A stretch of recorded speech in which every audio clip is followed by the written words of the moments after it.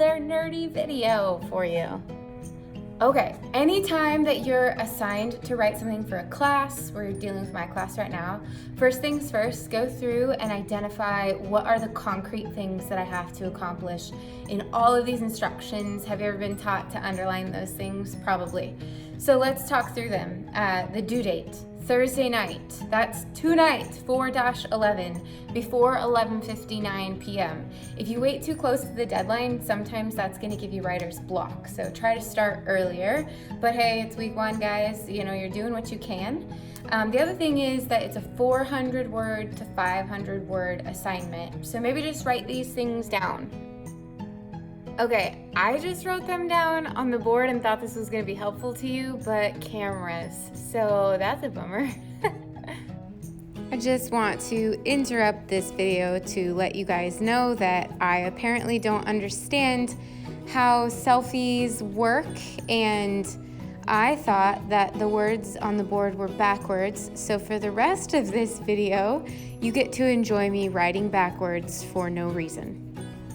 Okay, so what exactly is this 400 to 500 word assignment supposed to include? It's supposed to include your unique life story and your work history as a writer and a journalist. I'm reading this straight off of Canvas. So maybe you should start by brainstorming. I know the work history thing is weird, but let's brainstorm some things about your life history. Things that maybe you think are important to share about yourself so that we can build a sense of community, so that I can understand your interests better, and when I push you to research certain things or approach things a certain way, I have a better understanding of who you are and what your personality is like. So for myself, let's just think of some things. I knew it was really important to talk to you about my work history here at LCC. I'm writing backwards for you guys. Look how talented I am. And I wanted to tell you about the garden. Let's see if I can write that backwards. Nope, that's a normal G. This is ridiculous. What have I done? It would be like this, and then like, no, there we go, and then like that. Oh yeah, I wanted to tell you about the garden. I also wanted to tell you about my dad, because he used to work here, he's so special to me, and I wanted to tell you about, my husband Eric and our family, but not too much because I don't want to bore you, and I wanted to tell you about my, am I doing this right? My dog? Yeah, my dog, who I miss. So I knew those things were important. Maybe also I wanted to tell you about my education. Yeah, because that is what you are doing here, is expanding your own education, okay? So I brainstorm those things. I just write them down in a list, and no words really like coming out as great prose. I'm just creating a list of things that I want to make sure I get across to you. Okay, now let's brainstorm a little bit on this work history thing, because I know that it's a little weird being in an online class being asked to do make-believe stuff. In fact, when I started reading your guys' assignments, I thought, okay, are they pretending or is this kind of real? And honestly, I've just been laughing to myself about the whole problem, because it's supposed to be fun, and does it really matter as long as we're learning and building community? So let me get into that. With the work history stuff, I'm not a journalist. I've never been published. I've presented at conferences, which is similar to being published, but the things that I wrote in my bio were exaggerations of truths in order to get at the purpose of why I'm having you write the assignment. So for instance, I really did write create a project in the 4th grade about the ii. That's a weird animal from Madagascar. I really did do a project about Chinese burials in college. In my 2-year degree here at LCC, I studied sex trafficking and war and fast food and all of those things. So I basically took essay assignments that I've been given, and I pretended in my bio like I'm the one who had this great idea, that I was a journalist, and I went out and I found all these things and I've been published. All that means is I've been graded having written about these things. Okay, and I really did do a handful of projects about the mail order brides. And yes, I realize that I'm not too good at this transposing letters because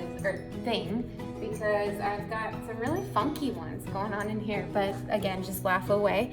So, all I'm doing is listing stuff out. That's what I'm asking you guys to do too. And like I said, I'm trying to get a sense for things that you've written about. Some of those you were probably just told you had to write about, but some of those came with a matter of choice. And I'm trying to find out what you're interested in and what are some interesting or fascinating projects that you've done. But I'm also trying to figure out what might you enjoy writing about in the future if you were given free rein. And so that's why you can add sentences like, Amber Lemire is very well known for her writing about, I'm looking around the room, political cartoons. Maybe I'm an expert in the history of political cartoons. Or maybe it's urban design, or she's a food blogger. I don't know. Figure out for you guys what it might be. That doesn't have to be real. It just needs to reveal something real about who you are and or make us all laugh and build community in our classroom. All right, now here is one of the most important pieces of advice that I can give you for the writing process above all. You have these lists of things that you want to include.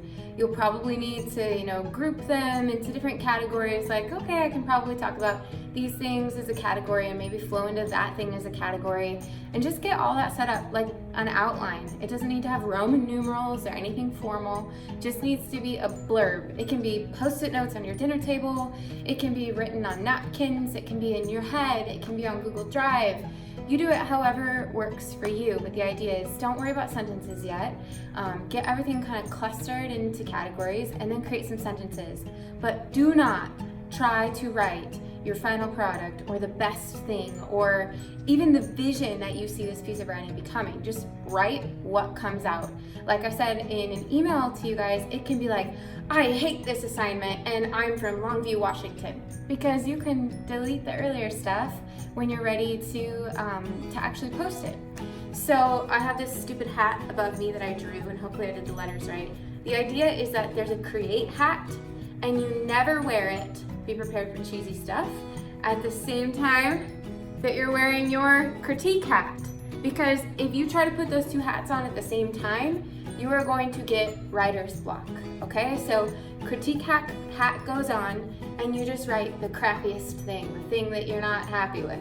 But then you step away from it, you go have a snack, and then you put on the critique hat. And the critique hat comes in and makes it what you want it to be. I think this is super important for you guys, especially with the first sentence, because when I was writing, that's where I got stuck. I was like, my name is Amber Lemire. It's like, shoot. But I'm supposed to write in the third person because that's what everyone else is doing, and that's what Amber's example is doing.